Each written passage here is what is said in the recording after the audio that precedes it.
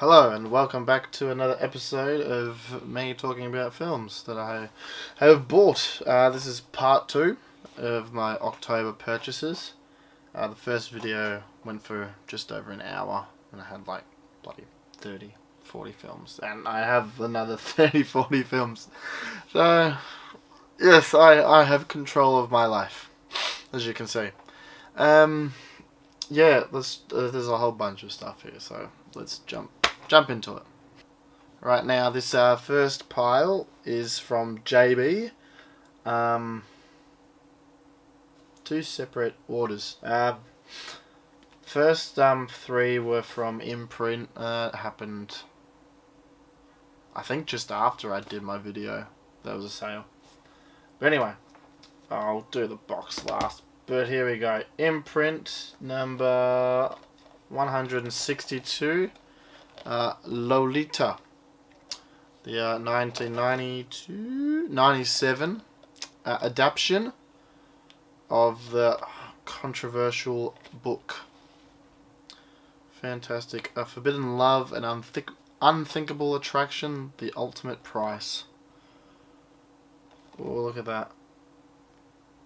Respectable schoolteacher Humbert marries his landlady so he can get closer to her young daughter, Lolita, with whom he is madly in love. Humbert's unfulfilled desire for the girl brings him to the edge of insanity and threatens to destroy the object of his obsession. There's the back. $400. There you go. A whole bunch of special features there. Directed by Adrian Lane, who did a lot of erotic thrillers. Classic, man. He did a lot of erotic thrillers. He was like the erotic thriller god back in the 90s, from memory. I like this adaptation. I like Kubrick's ones. 2 different films.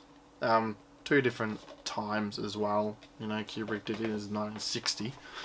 So I think he did really well with the source material, I think. This one does get into the more eroticness of the story. I have read the book. It's really it's crazy. At first, you think Humbert's just,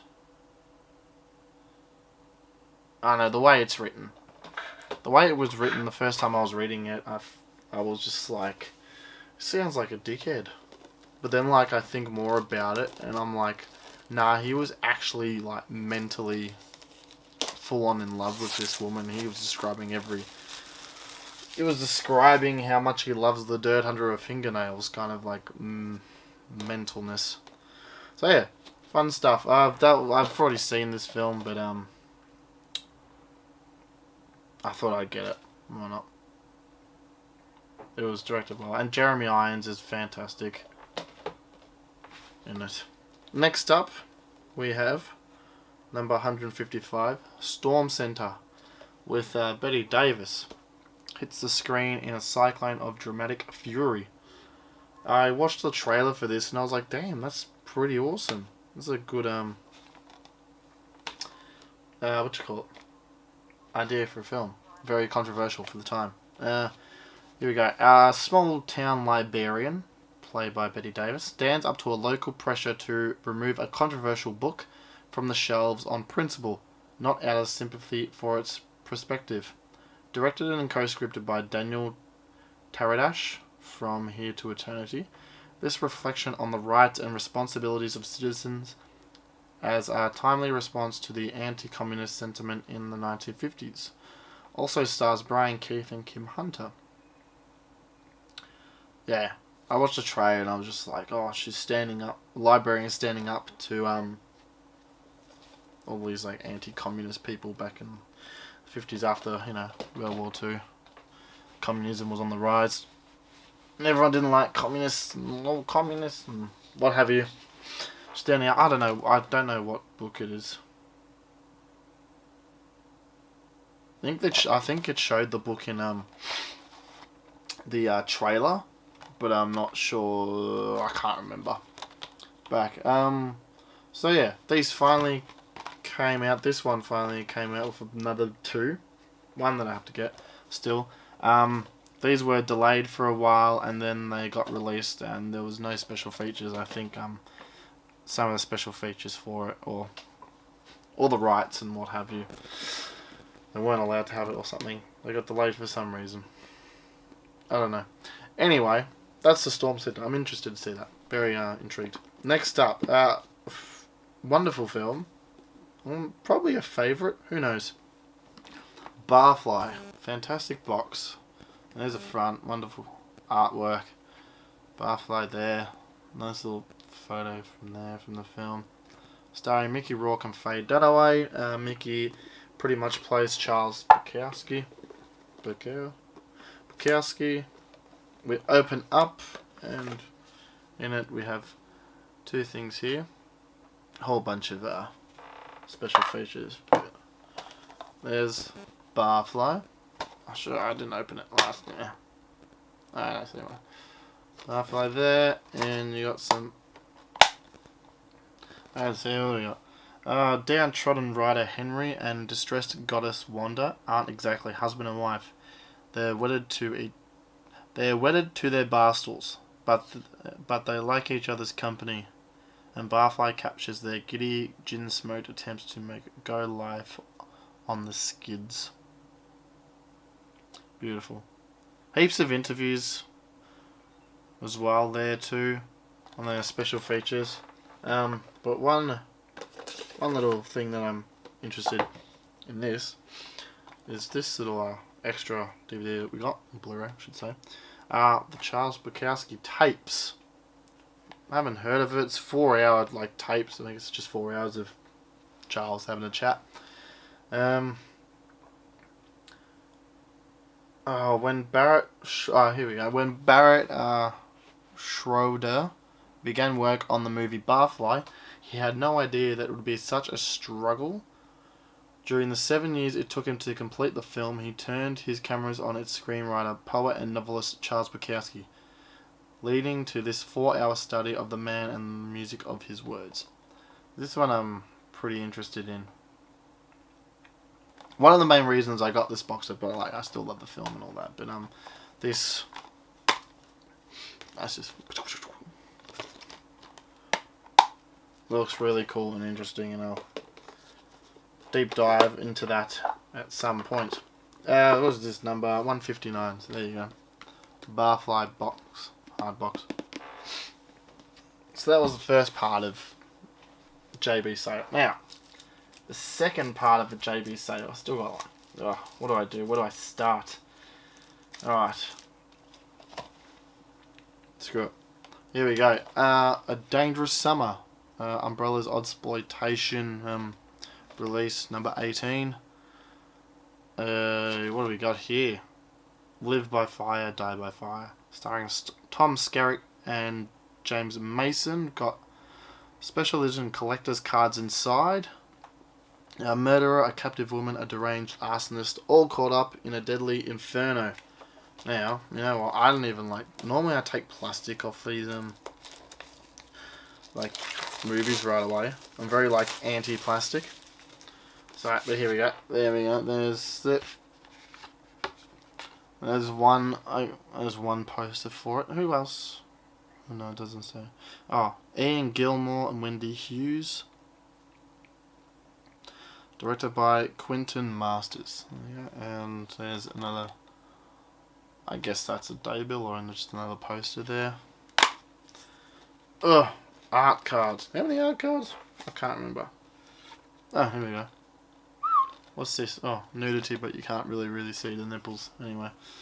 It took a few hours to shoot and was quite grueling. We were shooting quite a way off the beach, so it was scary and a little bit nerve-wracking. So I guess that shot there. I guess I could probably... Now, here we go. What do we got? Cards. We got A Dangerous Summer there. A Burning Man. That is the first time I'm seeing these with you. What do we got here? James Mason. It's another one. Oh,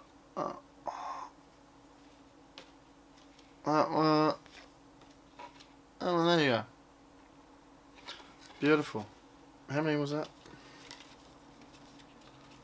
A Burning Man. I guess that's other title. So we've got, what is it? Bloody lobby cards. Collector's cards inside, but like they give off the impression of. That's given off the impression of a lobby card. So that's pretty fucking sick. That's pretty cool. Yeah.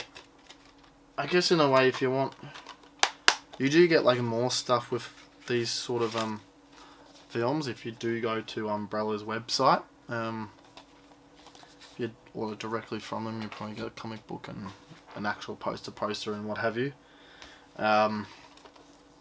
But I just got lazy and sort of like, do I want it? Do I need it? And I don't know. I just bought this. Bought it as whatever. Right, next up we have from their Beyond Genres. Oh, get rid of this plastic. Gonna be plastic everywhere after this. Wait, here we are. Sons of Steel, number 23. We got, oh, look at that. Right little penis there. It's a bit out of focus, but yeah, right little penis. And this has 48-page booklet and a CD soundtrack. Hells yeah, I like my booklets. They're always good fun to read. Get a bit of extra info on the film, its cast, and production. So there's one. There's the back. And oh shit, got a chip. Shit, I didn't even know that. No, bugger. And there, the other side. Sons of Steel.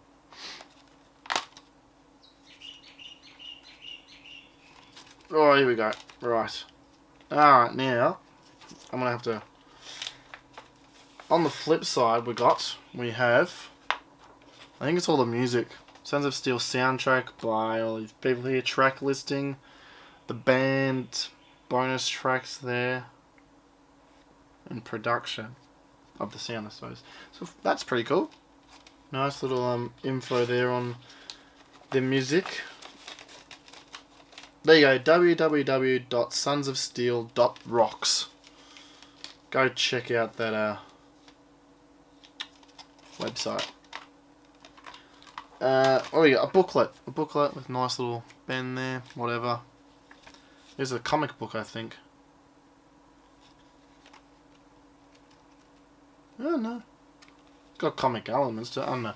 Sons of Steel Futures End by G. L. Keedy, and it's almost like a book in a way. Alright, what was that? Chapter 2, yeah, it's almost like a little book with little art drawings in between. So there you go. I don't even know what this is. The Dawn of Time Arrival. Chapter 1. Futures End. So I don't know, yeah, this could be like a prequel or a sequel book to the film.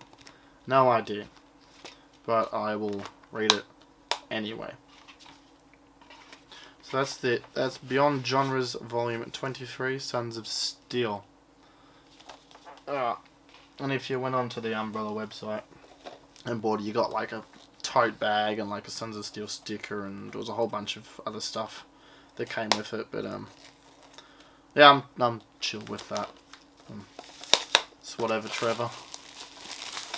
Okay, next up, another Beyond Genres. We have Volume 21. As soon as I was like, do I need this? When I look at these films, like, do I need this? I'm like, of course I do. William Bradley would say, of course you do. You need it. And then I saw the film was directed by Hal Needham, who's an amazing stuntman. So I was like, yeah, in fact, this is going to be sick. Megaforce. Da-da-da. Very, very futuristic kind of looking thing there at the back there. Are you man enough for Megaforce? I have no idea what ultimate futuristic tongue-in-cheek action adventure about an elite combat fighting force armed with the most sophisticated weapons science can devise. Their mission, to preserve freedom and justice and battle all the forces of evil. Well, there you go. going to be some mentally deranged, action-packed film with a lot of stunts because it's Hal. Oh. No chips. Woohoo! Mega Force, there's one side of it, and which is really fun. And there's that, which is looks a bit boring, to be honest. Roadshow Video Entertainment. This didn't come with anything. Which is whatever, Trevor. You got a whole bunch of, as I was saying, whole bunch of stuff in but yeah, the Umbrella website. There you go. I mean, I guess I could use that as a poster. The Japanese looking poster there. It's got a very Mad Max BMX Bandits feel to this. The more I look at it.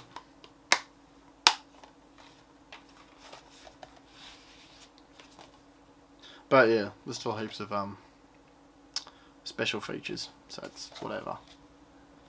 It's no stress. Starring Barry Bostwick.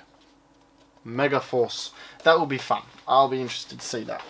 Ah, itchy leg. Right, next up, I did a few more of those double packs because they're just good. Good value for money, and this was like there was a 20% off sale. That's why I have so much. And this was $7.50 or something, $7 something. Because it was like $9.50 on the price tag. It was like $7 something. Anyway, so this is Amazing True Tales Volume 1 with I Aim at the Stars and Man on a String, both from 1960. We are so some sci-fi stuff going on, I suppose. There's a Ernest Borgnine there. He's feeling the heat in the Cold War. True Tales. I don't know about the True Tales though. No idea much on it. Oh, let's flip it around. Ooh, shit. It's a bit crackly down there. But, let's get rid of those bloody ratings. Them ugly ratings on the front. Yeah, another one of those. Oh, I thought this is $7. Why not? Why the hell not? And I was just, come on, bloody thing. What was I gonna say? I don't know. It's just something that I guess I'm a little interested in. I like these old kind of films. They're good fun watch. They're a bit of a fun watch. Because you just know that someone was having fun behind the camera just making it. They were just enjoying themselves. Any sci-fi kid would always enjoy themselves making a film. But whatever. I don't even know if there's a second volume. If it's coming out, I got no idea. But yeah, that's the first volume. So there you go. Next up, we have. I can't remember if I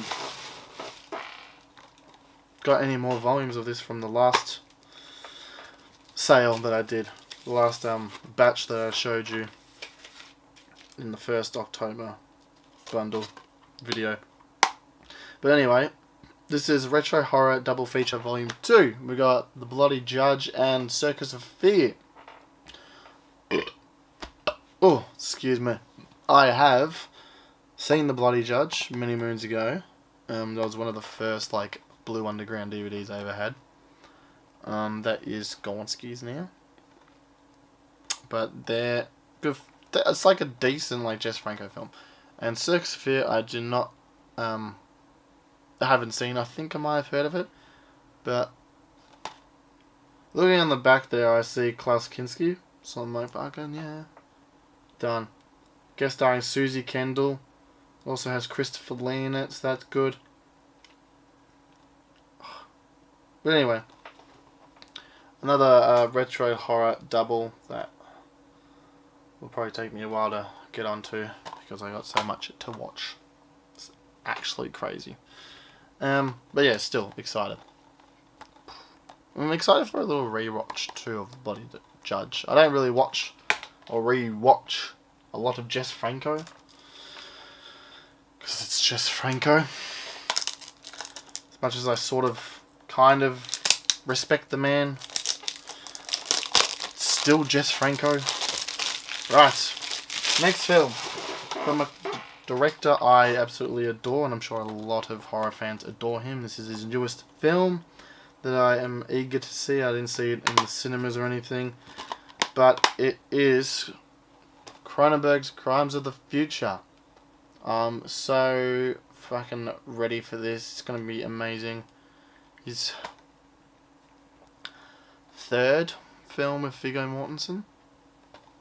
But yeah, it looks strange. It looks like he's going back to his body horror stuff. I've heard good things about this. So I'm very pleased and eager, and I love Cronenberg. He's a fantastic man in this film. I enjoy I enjoy a lot of his films. Maps to the Stars was okay. It was okay. I think I zoned out and know what was going on for half of it. Cosmopolis was alright in its own right. It was a strange little tale. You know. Of course, History of Violence and Eastern Promises and Masterpieces, and you know, all these 90s and 80s and 70s films. It was fantastic. But yeah, eager to see that. Very eager.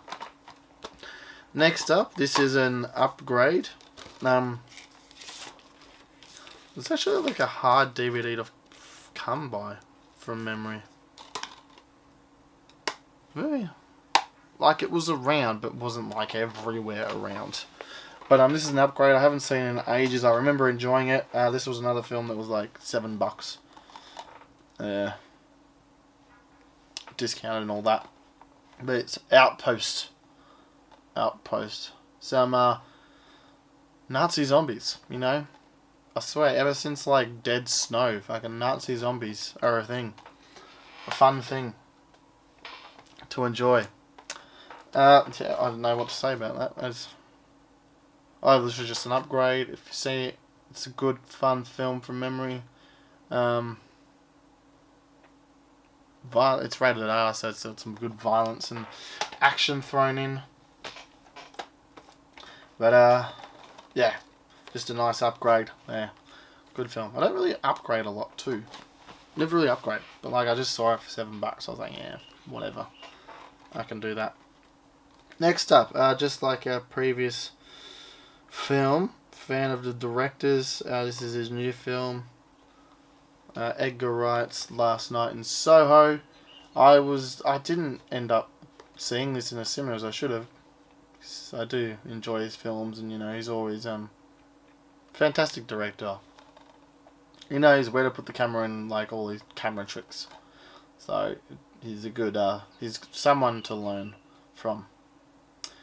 I don't know. It's fantastic. I love Edgar Wright. He's a phenomenal man. I've heard good things about this too, so I'm very eager to watch that. Yeah, I don't know. What do you say? Right, this next one is never even heard of it until it was like kind of released, I suppose. Because I've seen this guy's filmography and this never like popped up in it from memory. Like I never saw it and go, wouldn't mind seeing that. But it's a Shudder exclusive, and we got it on a nice Blu-ray here in Australia. I'm very interested to see this. It's a lost film from the fantastic George A. Romero, and it's The Amusement Park. Yeah, alright, here we go. Recently discovered and restored 46 after its completion, George A. Romero's The Amusement Park stars Martin's Lincoln Mazel as an elderly man who finds himself disorientated and increasingly isolated as the pains, tragedies, and humiliations of aging in America are manifested through roller coasters and chaotic crowds. So there you go, it's a 54-minute film. Quick, sharp, and I'm sure it's a wonderful film. Like George A. Romero, I know he's known for his horror stuff, you know, all the dead stuff, but actually I watch his other films, they're amazing. Arrow did a box set between Night and Dawn, which was There's Always Vanilla, The Crazies, and Season of the Witch. Season of the Witch, yeah. Season of the Witches. Crazies is great, everyone knows the Crazies. There's Always Vanilla, I can't really remember that. But I do remember Seasons of the Witch. And that was a good one. And Martin's fucking masterpiece. I'm waiting for Second Sight, so it's coming. But yeah, his films are amazing. Like, if you look past just, all the dead films and all that, he's got some fantastic gems in there that should be watched and looked at. Alright, next up we have my 2. I'm still waiting for one more. There's like payment issues and shit from Zavi. But from my Criterion sale, 2 more have come. I'm still waiting for one more to come. I just figure out this payment thing. I don't know what it is. But yes, this is a upgrade because I love the film. I remember watching it years and years and years ago. I was really young and it's just... There was a point where I was like, I don't know what I'm watching, but what I'm watching is amazing. And I don't know if it was just like all the star power in it that just kind of like blew me away first up, because every 10-15 minutes you just literally see a new A-lister rock up and you're just like, what the fuck? And he's there for like 15 minutes and then he goes and then the next guy comes up and you're like, what the fucking... But man, directed by Terrence Malick's The Thin Red Line. Nice little Criterion thing there. It's got a book. I'm always surprised when I see a book on a Criterion release. There's a front there. I don't know what's talking about the film and what have you. His first film in like 20 something years. 30 years almost. I love the fact that like so many people thought they were the stars of the film, and then they went to the premiere and they realised they were just like secondary actor. So I wonder if Jim Caviezel was just like knew he was going to be the star, because that's the thing with Terrence Malick. He just films fucking anything and everything. He was like, yeah, film it, I don't go. It's like, am I going to be the star? Sure, why not? Next up, we have a film that's masterpiece. Saw it on the big screen too, so it hits hard on the big screen as well. John Waters' Pink Flamingos. Nice little trash bag there, and it slip as well. There's Divine there, beautiful, with some back there. Where's the side? John Waters, born 46, Pink Flamingos 72, 16mm Ektachrome portrait of the filthiest person alive. Beautiful. Little Divine. What's on the inside? We got the disc. Like birthday cake there. And this is a little interesting thing here that we have. It's almost like a press booklet magazine thing. So midnight exclusive, live. So they're kind of making it look like I guess those little press books from musicals and whatnot when you go see a musical, or little booklets.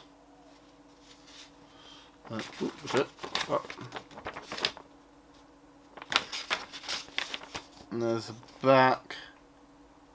About the transfer, special thanks. I honestly should just like do some staples. Put some staples in there so it doesn't make them flop about. But yes, very excited. Love the film. Fantastic film. There's the back of the slipcover. You can't really read because it'll go out of focus, but whatever, Trevor. Beautiful release. Beautiful film. Love it. As I said, I saw it on the big screen with Freaks. It was a double. That was one of my favourite doubles. And I took Kire Nomoski there, and he was quite shocked. Enjoyed the experience, but he was very shocked and grossed out by a lot of it. So yeah, I don't think you'll ever forget that, will ya?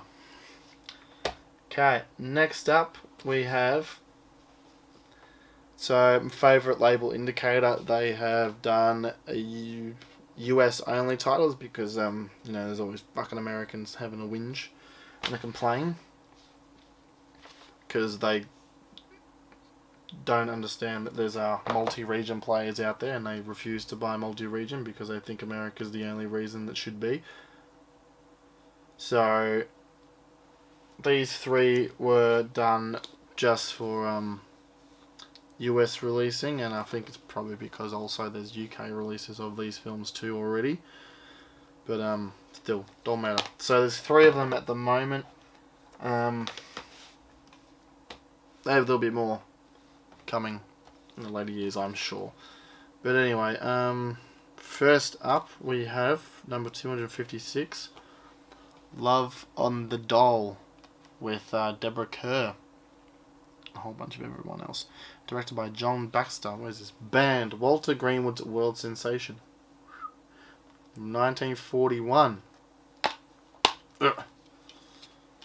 It's like the book out. Well, let's flip it about. There's that. Almost the same, pretty much the same as that. Just that's black and that's yellow. So it depends if I want to be colourful or not. You know. Now stick it in yellow for now. Then who knows? I might flip it over to the black because black's just my colour.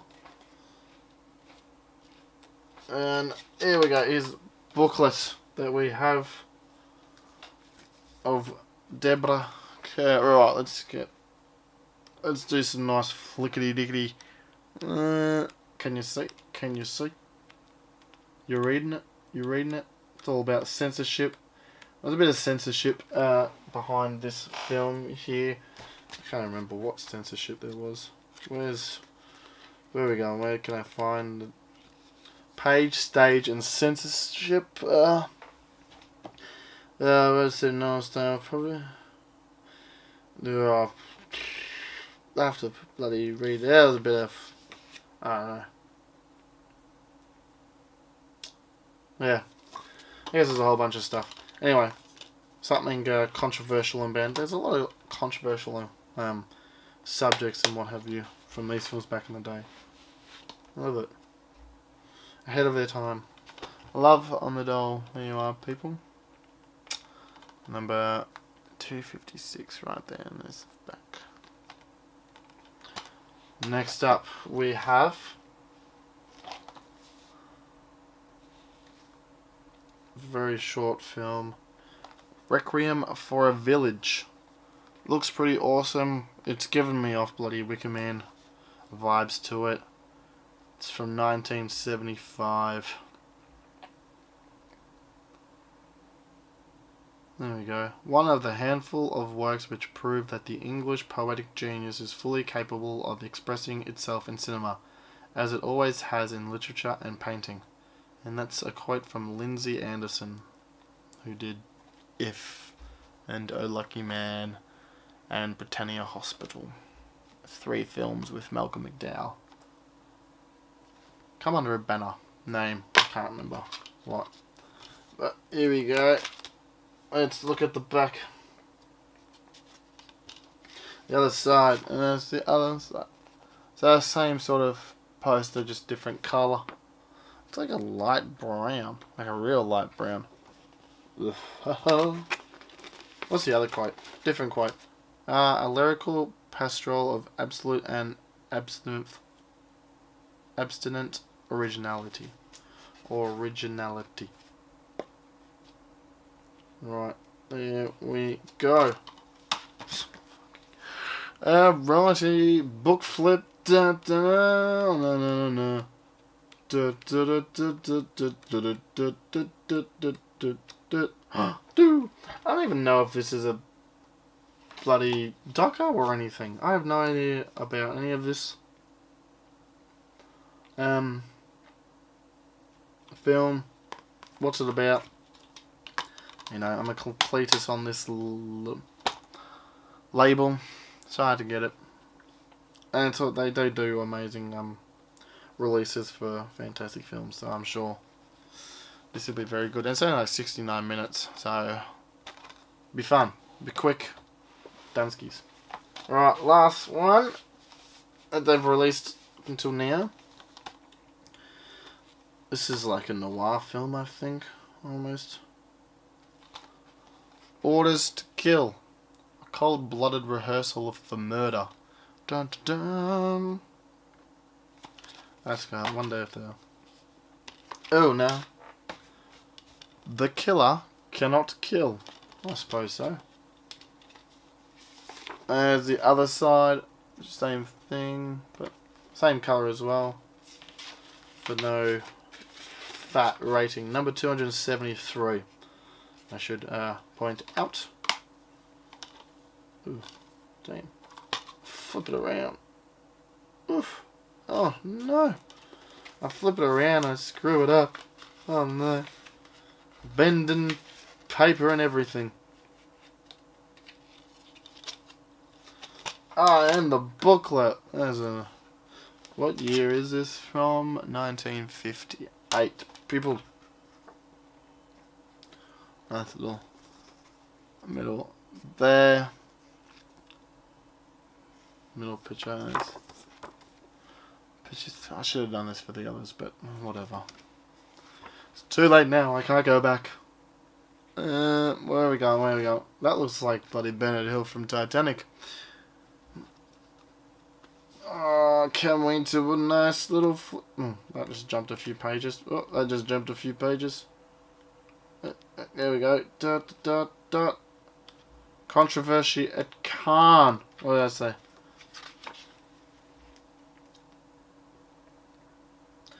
So Orders to Kill was the official British entry at the 1958 Cannes Film Festival. Britain waited until the last week to present her sole entry, a fact which most critics have commented on. Orders to Kill, directed by Anthony Asquith, who made a short speech in French before the screening, got a respectful but I feel not enthusiastic reception.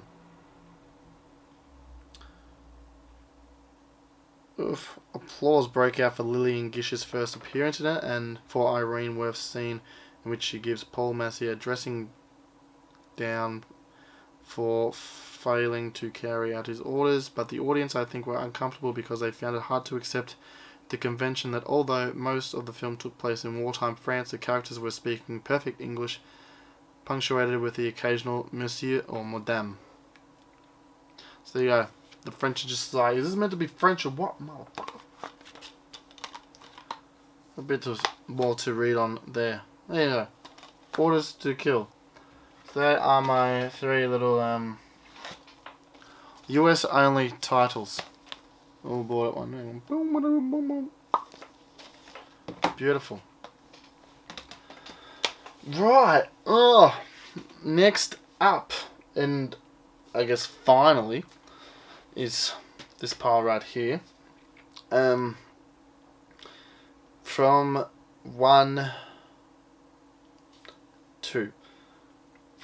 two op shop, well, one cash converters and one's from Savers.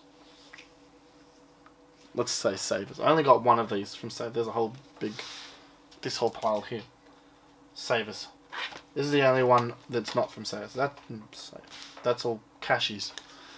The cashies where I've gotten a lot of stuff from, like amazingly a lot of stuff from.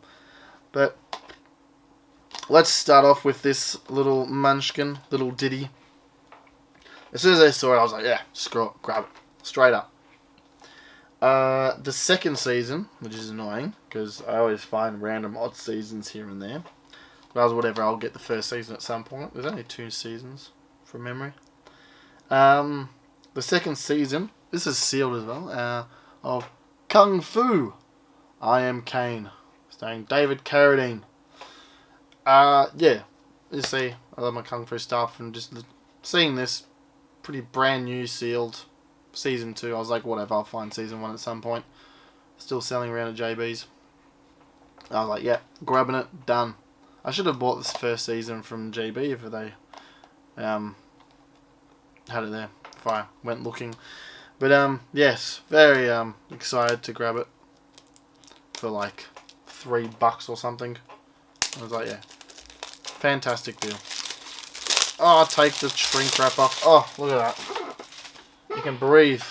Oh, here we go. Those double-sided discs. Sides A and B. How many episodes? This, yeah, doesn't say. We got 2, 5, 6. I don't know. We got a few. 6, 12, 18. Let's say 23 or 24. 23. I should have just read the back. 20 episodes of Kung Fu with wonderful David Carradine there. Fantastic, so I'm excited. It'll be fun. Right, this part. One shop, one cash converters. My favourite cash converter is always something. It's got so many stuff. Excuse me. Yeah, there's so many like Blu-rays and DVDs there. It's mental, and they're starting to grow their bloody records there too. I remember they just had a handful, and now there's a fair few there. Yeah, I don't know. I don't know where to start. I'll start with the 3 little Blu-rays that I found there.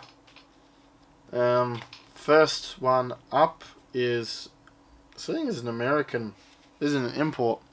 A TV show, season 1. I really only bought this because I was like, oh, that guy's funny, and like I looked at the back, I was like, oh, look, there's Steve Buscemi, so he must do a cameo. I'm guessing a whole bunch of people do a cameo. There's only 6 episodes in this one season, so I'm like, yeah, sick, done and dusted. I don't know if a lot of people have seen it or whatnot, but if you have a comment and tell me if it's any good. It's Portlandia. There's a tiny as lip, like my finger's fatter than it. There's Steve Buscemi there. But yeah, there's a slip case there. There's one side and there's the other side there. Portlandia. Got this. Yeah. It's the annoying thing with putting stickers on stuff like this, because I just rip that. And when I was ripping off the cash converter sticker, like, you know, so whatever.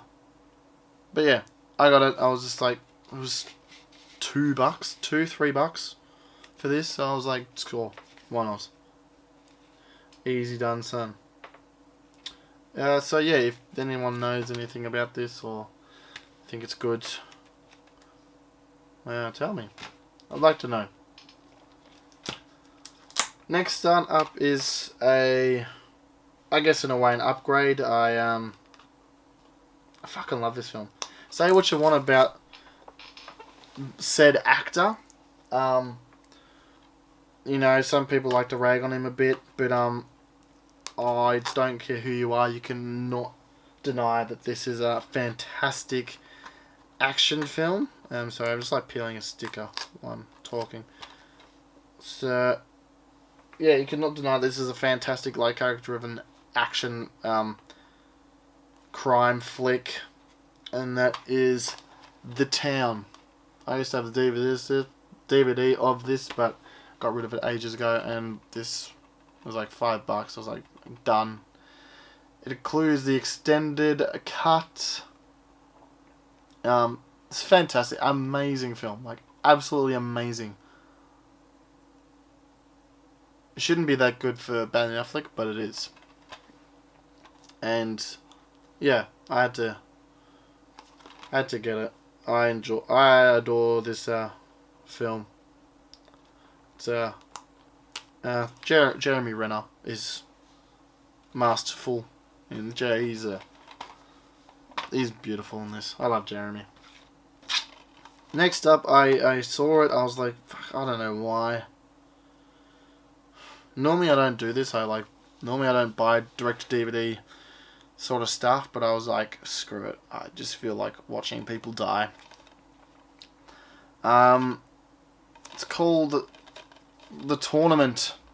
Vin Rhames, Robert Carlyle, Kelly Hu. It's just another one of those, like, put a whole bunch of bad guys in a town or a place and have them kill off each other for prize money, cash grab. So with something like that, I was like, yeah, it doesn't matter how bad it is, I'm sure it will still be fun and enjoyable.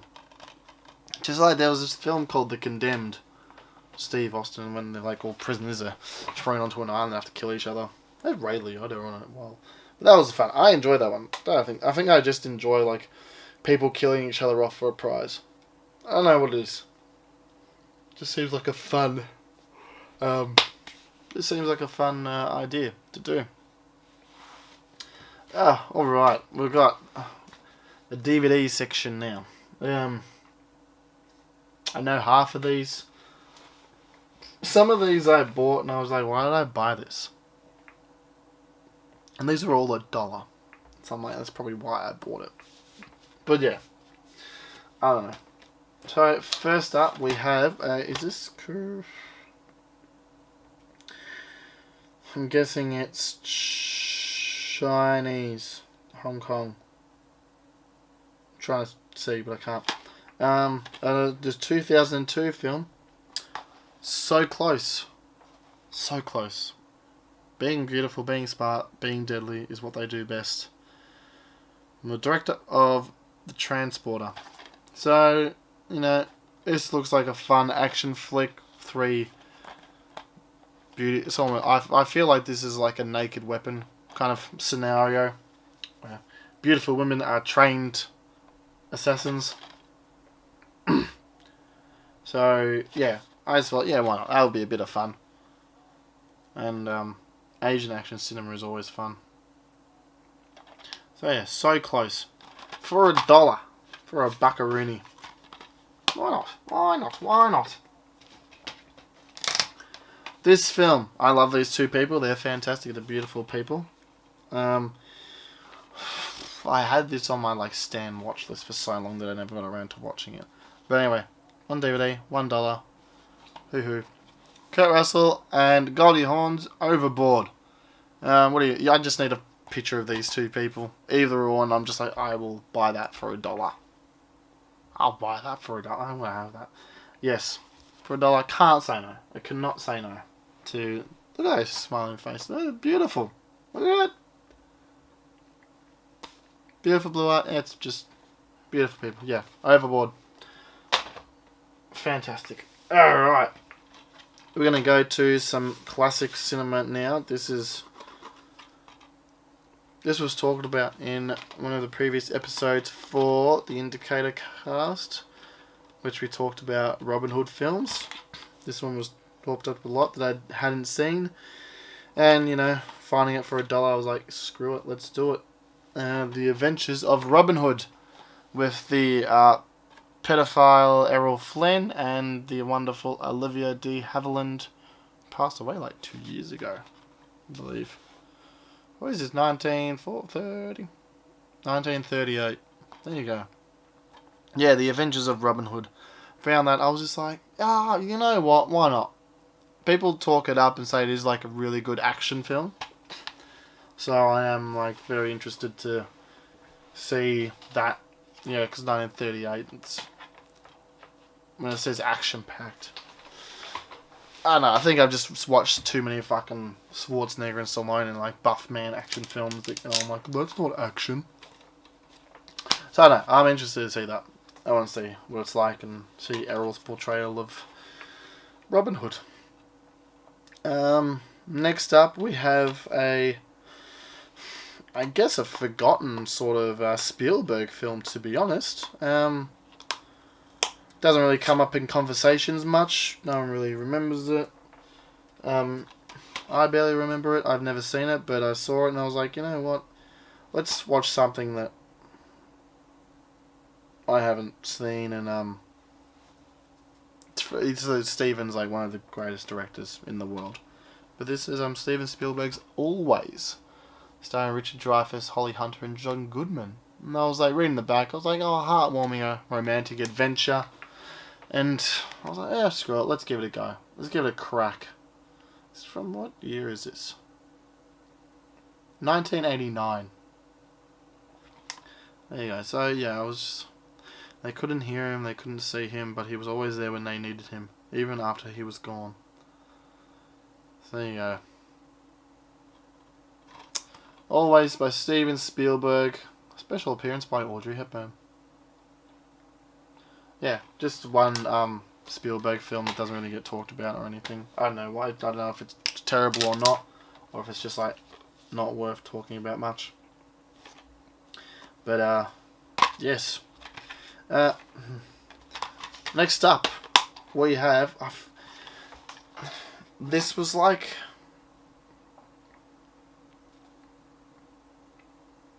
I can't remember. I think I had. Yeah, right. Now that makes sense. My God. Right, so I have this film, same title, but it was with Jeff Daniels. But this is with This is with Dennis Quaid and Max von Sydow, and I was just like, I swear I've seen this film. Like, it rings familiar. But now I just like right then and there. This is Dreamscape. Now I have seen the one with Jeff Daniels called Dreamscape. That is about time traveling and what have you. So I think this is about time traveling. No, yeah. I just confused the hell out of me. I was like, "Where's Dreamscape?" I think I've seen it. So I bought it anyway for $1. Whatever. So, an action adventure film, I suppose. Dennis Quaid has some psychic powers. Starts working for the government. Bad choice. Oh, excuse me. Never work for the government, because they gon' fuck you up. Dreamscape. So, there's a classic 1984 film from MRA Entertainment. I'm interested to see how that goes. I don't think I have my old Dreamscape anymore. So, this film I have not seen in years. I was really iffing and ahhing about buying this for some reason. I don't know. But yeah, it's been a long ass time since I've seen this. I just felt like watching it again at some point. Trading Places. Nice little 2-disc edition.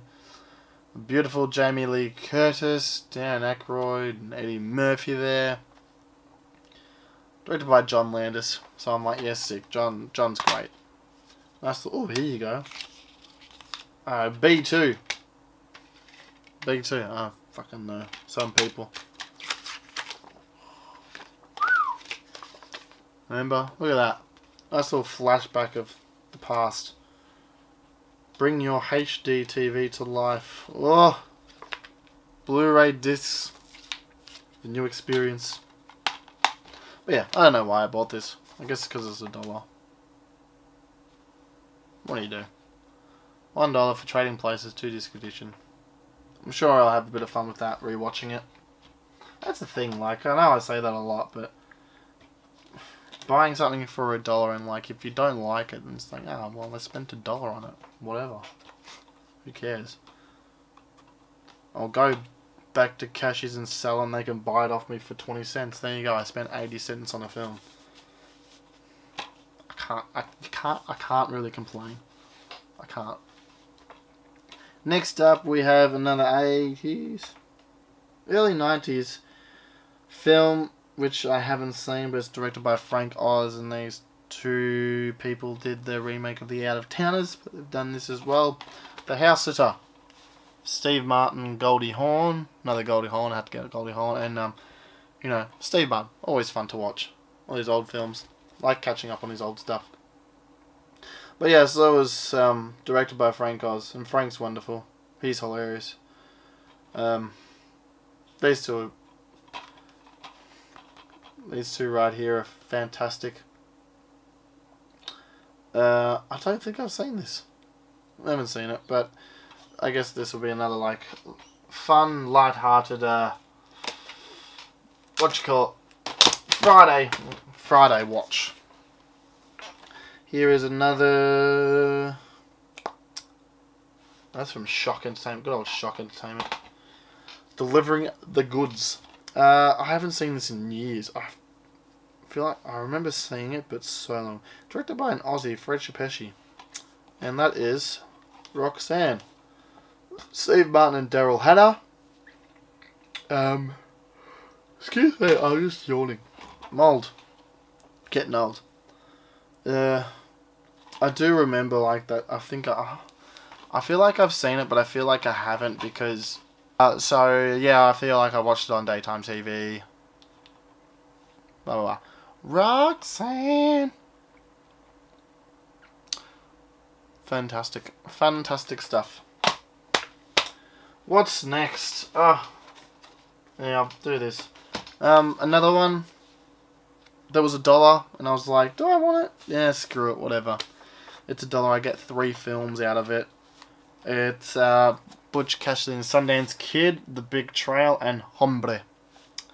I have seen that fantastic film. I haven't seen that. I think that's a very, very early John Wayne film, like his first-ish film, very early. And Hombre, a Paul Newman western. So I was like, yeah, sick. Let's do it. Why not? Why the hell not? Comes with a slipcover as well, mate. Like, I gotta get it for $1, bro. Gotta. Those 3 films. Ooh, hello. Falling apart. A little bit cracked inside, but too bad, so sad. And the discs seem to be in decent nick. So, it's like, whatever. Bit cracked on the inside, but hey. Now if something doesn't work, I'll just take it back to Cashies. And I think they'll give me like 15 cents a disc. So, you know, if it turns out that I don't want it, what's that, 45 cents I get back, and I bought it for $1. Fuck. What do you do? So yeah, 3 films for the price of $1. Can't argue with that. This next one. Eastern Eye film. From Madman, everyone. I always see people selling this film, and I've never picked it up, but finding it for $1 I was like, yes, score. Why not? It's next rental, but whatever. Volcano High. Apparently this is, it's meant to be good. Is this South Korea? South Korean. Fuck, it's gonna be good. You just tell there's all gonna be a whole bunch of kids bashing each other because they're part of gangs, and I'm like, that's all I need in my life. I just need people hitting each other. Just to make me feel good. There you go. Volcano High. Oh look, where students and teachers are faced off for the ultimate lesson. Enroll at Volcano High today for an eruption of screwy comedy and explosive action. Whoa. Oh, here we go. Kyungso is a seemingly hopeless case transferred to Volcano High, a school for only the most supernaturally gifted martial arts students. When rival school groups vie for possession of an ancient manuscript that will give them ultimate power, a group of elite super teachers aim to regain control. Any way they can. Can Kyung-soo find the strength within to face the ultimate lesson? Can the man with blonde tips fight a whole bunch of badass motherfuckers that all have black hair? Yeah. Next up we have classic submarine film that I haven't seen. I've seen this cover around so many times. I was like, it's one of those things. I see it so many times that I finally pick it up. I'm like, I'll cave in, have it on my watch pile for however long. It's a U571. Yeah, as I said, I just bought it and caved in. Also, the star. No, Matthew McConaughey, Bill Paxton, Harvey Keitel, John Bon Jovi.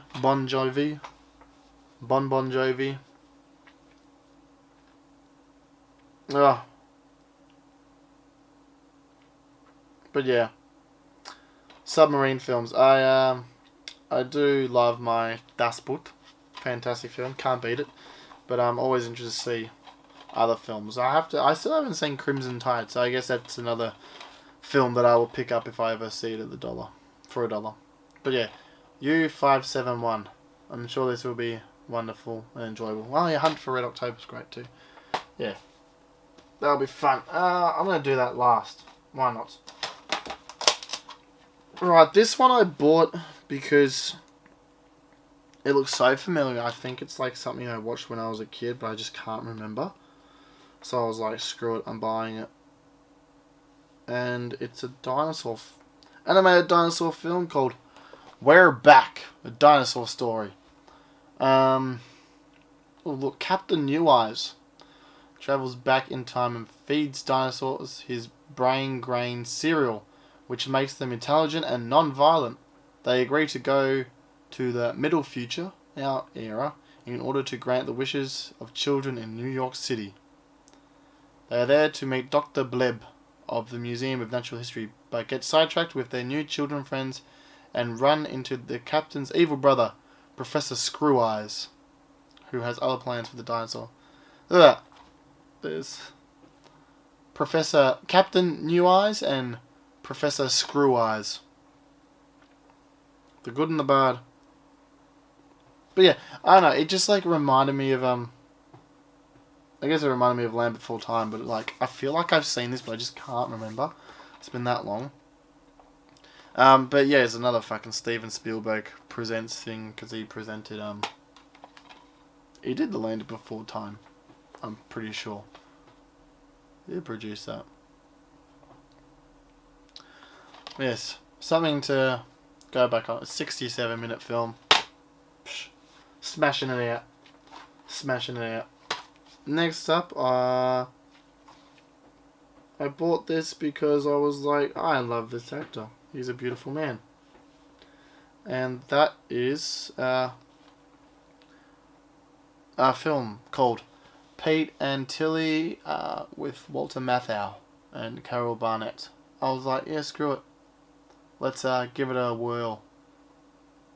Oh, middle-aged when they first meet, eternally joking Pete and repressed old maid Tilly don't immediately hit it off. Gradually their friendship deepens into love and culminates, reluctantly on Pete's part, in marriage. 11 years of which is explored in this film. Throughout the funny and tragic moments, and despite the many breakups, their love endures. Oscar nominations went to screenwriter Julius Epstein and supporting actress Geraldine Page. So there you go. Nice little happy family comedy rom-com with Walter Matthau. So he's one of the reasons why I got it.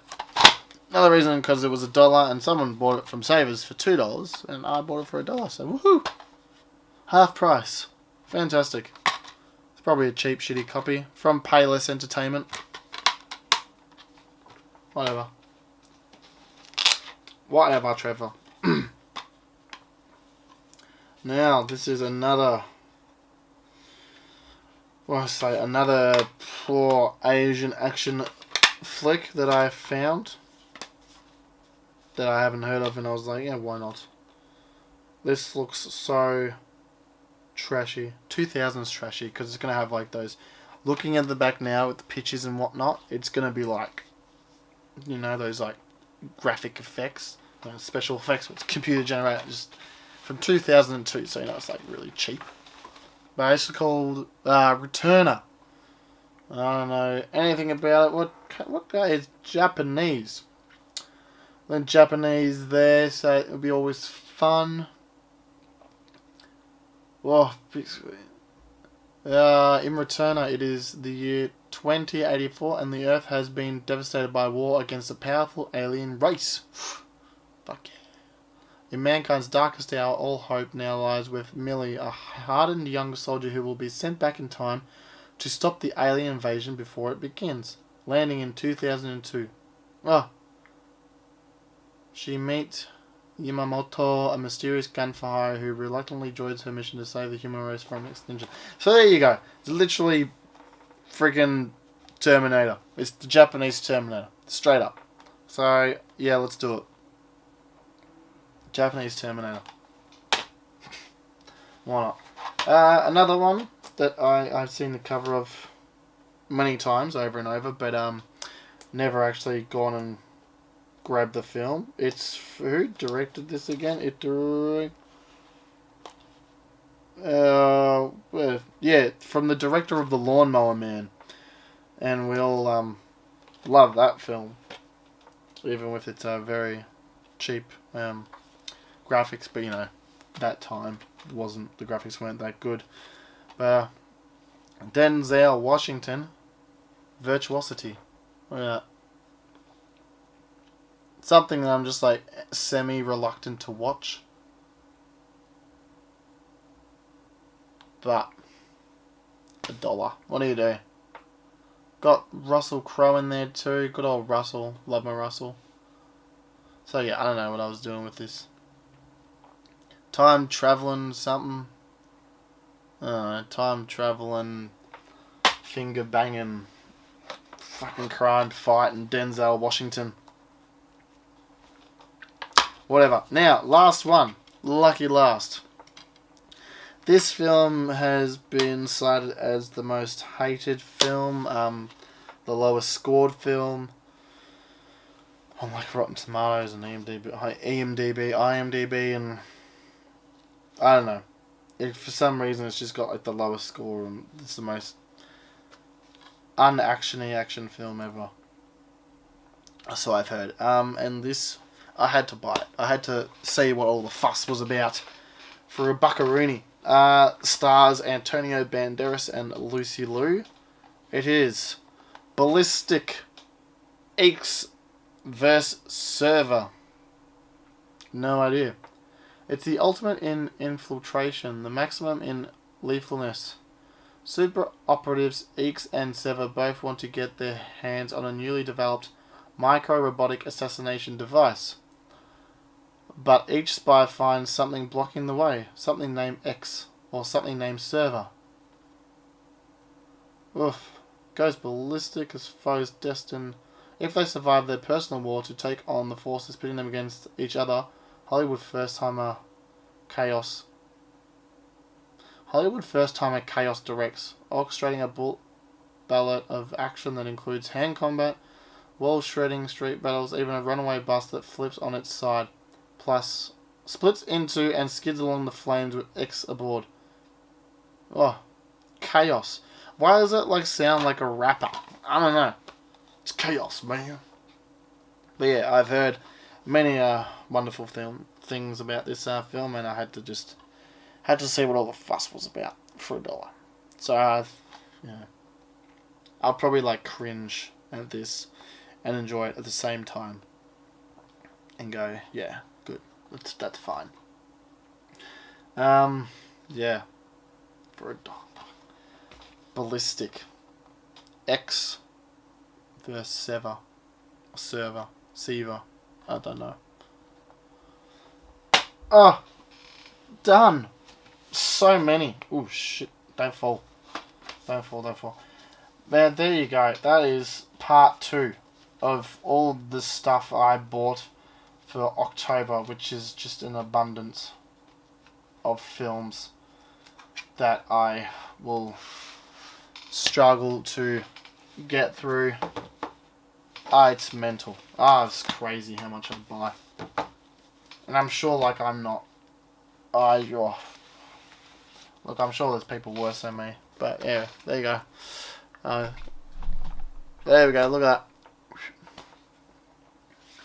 All that fun stuff.